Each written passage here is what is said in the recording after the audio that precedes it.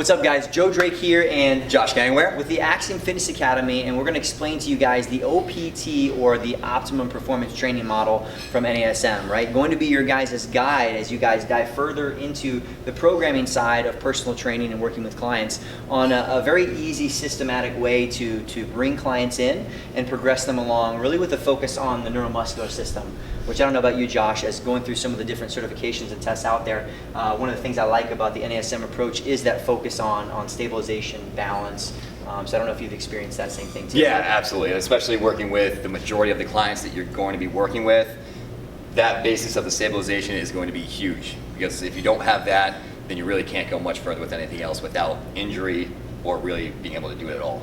And so before we even dive into the specifics of these different phases, so you've got phase 1, phase 2, phase 3 of this OPT model, I want you guys to also think about it almost as a pyramid. For me, visually makes even more sense. The reason that stabilization here is at the bottom is it truly is the foundation. You guys think about building a house on top of a poor foundation. At some point in time, it's going to come crumbling down. Maybe it's years down the road.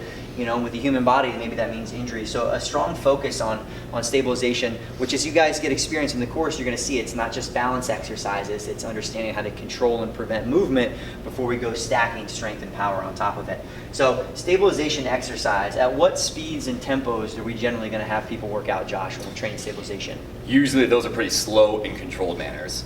Yeah, so if you guys look at it, especially the NASM approach, this 4-2-1 tempo scheme, which might seem like crazy slow, right?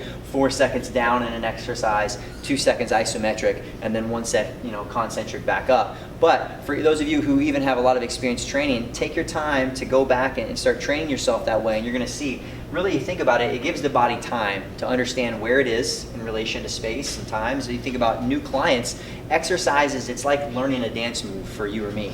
It's a new movement, and their body has to solidify that movement pattern. So by going slower, not only does it give us time in those different positions to understand proprioceptively where we are, but it's also going to give them more repetitions, more practice with it also, right? So isometrics, I think, are one piece that are really important in the stabilization piece. So when we talk about isometrics, Josh, what kind of exercises come to mind? We're talking about stuff like planks or squat holds, anything where you're preventing movement. Yeah, absolutely. So the thing is even working that into the exercises themselves. Obviously we can do something that's easy to think about with a plank where we're holding, but when most of us are going through and doing squats, initially with clients in that stabilization phase, that's why there's that 2-second pause at the bottom, right? It's not just to make the exercise more challenging, which it will, but it's actually to give them time to understand, okay, what does my good position look like?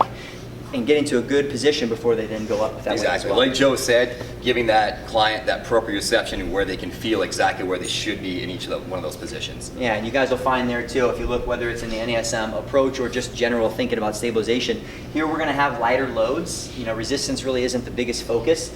Early on in training programs, you have a lot of neurological adaptation. So, that means I might be going through an exercise and I may not be overloading the muscle massively earlier on, but I'm still going to end up getting stronger, because when people first start working out, if they're not general exercisers, then they might not be recruiting all their muscle fibers. So one of the other benefits of really taking your time, not worrying too much about heavy loads early on, not only is it going to help them learn the mechanics and the technique better when it comes to stabilizing, but they're also going to already get neurological adaptation, so they start using more of their muscle fibers. Absolutely. And that stabilization piece. So moving on from there, so we move into phase 2 of the OPT model, which is strength, right? So we really actually break strength down into 3 separate phases. So if you look at it, phase 1 is really the stabilization endurance phase.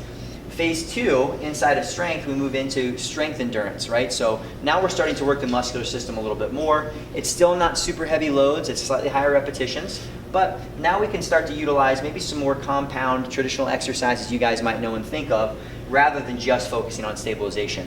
Right? So in doing so, then we move on to hypertrophy. So Josh, what is hypertrophy? Hypertrophy is where we're just building up those muscle cells, making those muscles larger. Yeah, so we're looking at building larger muscle fibers. And so even for our clients who are looking for fat loss, weight loss, as you guys will continue to talk about in the course, benefit of that lean muscle gain, even for someone who's trying to lose weight.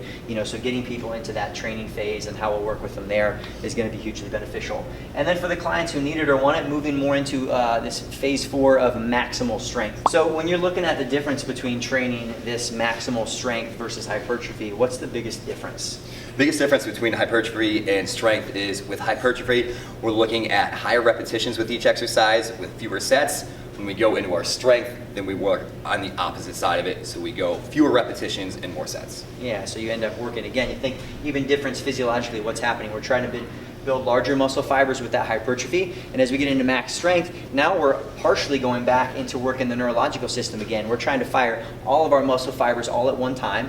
You know, we're using maximal loads, which again, just to highlight the importance of us really solidifying the stabilization. And the nice thing is once we do it, it doesn't mean we just forget about it altogether. Even for those clients of you guys have that get into the strength phase, maximal strength phase, for them to be doing things both in warm-ups as well as in between some of those maximal strength exercises to emphasize stabilization, it's going to keep that foundation strong. That way they can recruit all the muscles and push the weight, whatever it might be doing. And then Josh, how would you define power? Power is just moving, say, one of those weights quickly. Right. Yeah, so we're talking about rate of force development. So it's interesting as you guys start, like we talked about early on in this process, big neurological focus.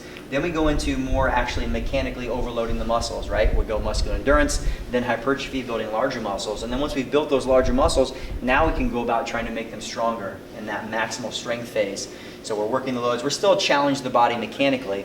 And then definitely when you get back into power, this isn't using maximal weights. We're talking like 40 to 60% of someone's 1 rep max in an exercise, and we're moving as quickly as possible. Exactly. Right? So that's where you might think about exercises like broad jumps. You know, this is also where we do, if you do Olympic lifts, cleans, you know, power cleans, snatches. You know, maybe they're not going to be right for all clients, but great examples of the power training. Exactly. These are more of your explosive movements. Definitely. So understanding like how someone would move through. So when you have someone come in for assessment, come in and understand their needs, where they're at, what their goals are, that's the benefit of spending the time doing that, because not everyone's going to start exactly in the same space, same spot. If there's someone brand new, the idea behind the OPT model is they're probably going to be a good fit to start somewhere in this phase 1, phase 2, where stabilization is a focus, resistance doesn't need to be high yet. And if you guys really look at it, if we're doing, you know, 2 to 3 sets of this 12 to 15 repetition slow tempos, it's going to also be metabolically challenging. So for even your fat loss and your weight loss clients,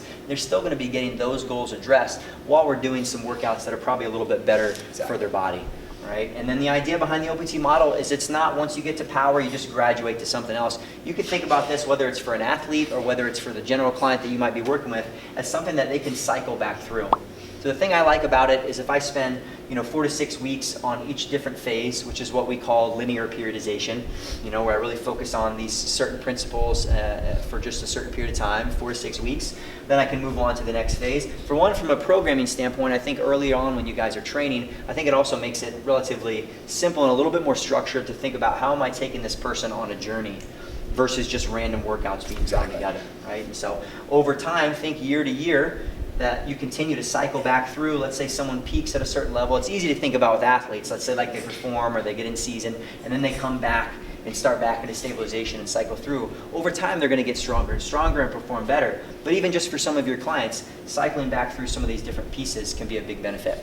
So Josh, have you heard of and what is undulating periodization? What's this idea of undulating instead of linear? We talked about linear being working on certain phases over a period of time. So what would undulating periodization be? Undulating means that you go through, say, different peaks and valleys throughout your training. So one day you might be lifting maximal weights, where the next day you might be going more hypertrophy, and the next day we're going back more into either stabilization or endurance, and we gradually go up and down through those phases. Yeah, so you guys will find, there's a lot of research out there showing that if you have clients who've built up a pretty solid base, let's say for 3 to 6 months of training and have seen some changes and adaptations, that undulating periodization can also work well. Now, I think the challenge can be not allowing undulating to mean random, right? Exactly. Because there still wants to be a rhyme and a reason behind what you're doing. But maybe if you're training a client 3 to 4 times a week, maybe you're not training them in hypertrophy every single session. Maybe you've got one session that is a little bit more like stabilization focus, where you're still solidifying some of the core, some of the other